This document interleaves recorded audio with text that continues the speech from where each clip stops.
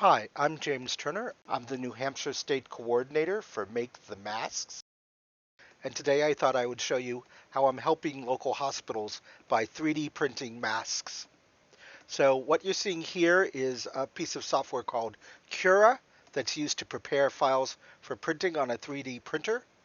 This is a design called the Montata Mask that was developed by some healthcare professionals out in Billings, Montana. And what I'm doing right now is I am setting it up to print two masks at once on my 3D printer.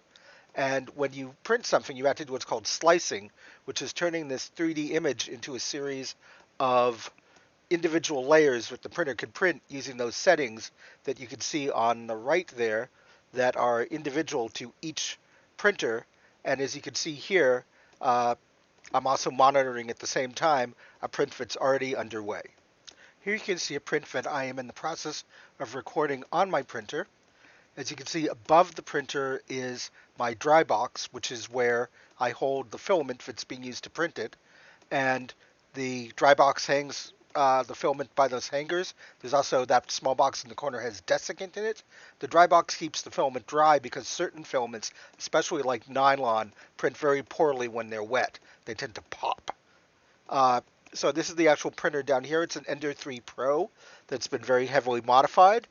I keep it in this plexiglass enclosure to keep the heat in and drafts out. And there you can see the camera that I use to monitor the printing. It takes about 6.5 hours to print two masks using this printer. The printer goes for about $250. I've put about $200 in upgrades into it, and I use about $1 of filament per mask. Unfortunately, right now, certain supplies are very hard to get. For example, sewing elastic that's used to hold the mask onto your face. So at the moment, we're having to improvise by scrounging. For example, here you can see I'm harvesting elastic out of elastic hairbands.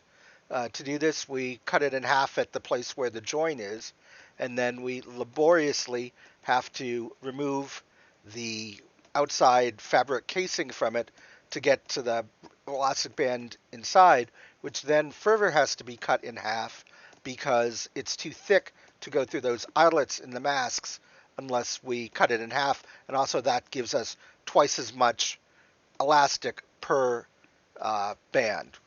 The bands are also not all that cheap, so the more we can reuse them, the less it will cost per band.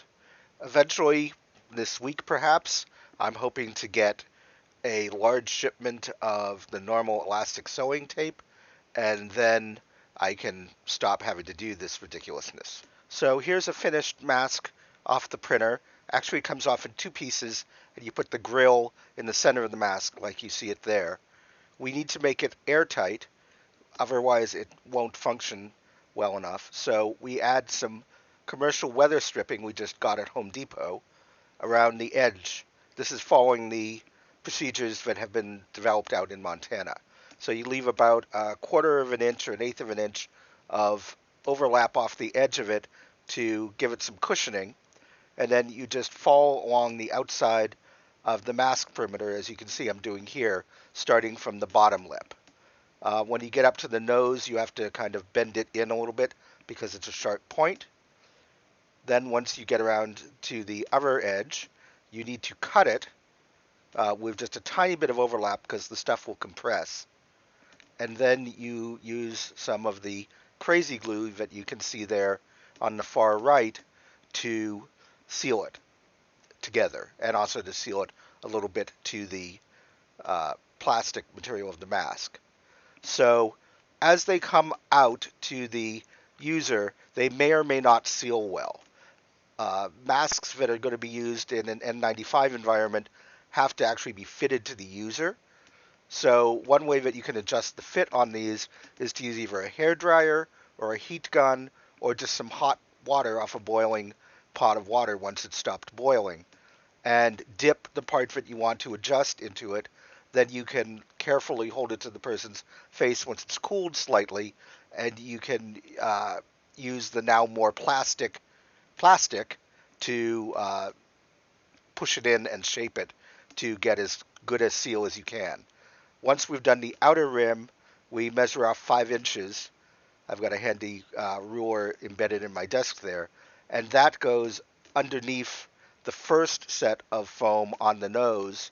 As you can see, I'm bending and putting in there. It provides extra padding and sealing around the nose area, which is kind of notoriously hard to seal well. One of the jokes that we've been making, because it seems like we're scrounging around for everything we can to make these masks, is that this is kind of like MacGyver meets House. So once we've got the foam on, it's time to put the elastic in. And this is done in a process of kind of 3 steps. The first step is to actually stick it in the correct side, as I'm about to realize here. The first step is to thread on either side of the mask a long, full-sized elastic half that we created, and stick it in and out. And then once we get it on the other side, we have some shorter links because unfortunately the band by itself isn't long enough. So we have to extend it by doing a square knot at the bottom here with a smaller link to give you enough to get it around the bottom of your head. So you'll get to see me here tying square knots, which I'll speed up for your sanity. Once you have done it on one side, you repeat the process on the other. You square knot them on the top, and then you are set, because it will make a loop around the head at the top, and in the bottom you will tie it once you've got it on and you've tightened it up enough.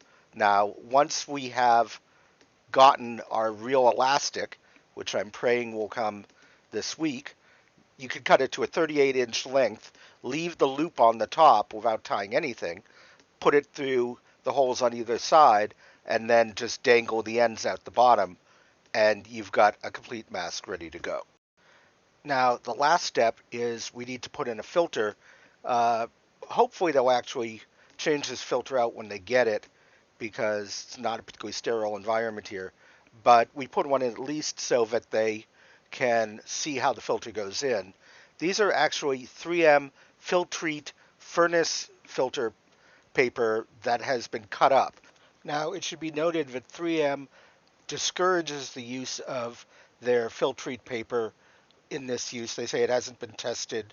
So the best possible thing you could do would be to use an N95 surgical mask, which has been cut up into 5 or 6 pieces, and that way you can get more use out of one mask. So we put the paper behind the grid and press it into place. If it's uneven, you have to redo it. Then you pressure push the grill through, which will give you a nice seal around the outside. It's got some little nubs that hold it in place, and there you have a finished mask ready to go, ready to be put in a bag with some additional filter paper and shipped out to the user. So if you'd like to get involved in this, either by printing masks, or if you work in a healthcare facility or would like to try and coordinate with a healthcare facility to get them to use these masks, then go to www.makethemasks.com, and you can find your local coordinators there, or you can get more information on how to print them.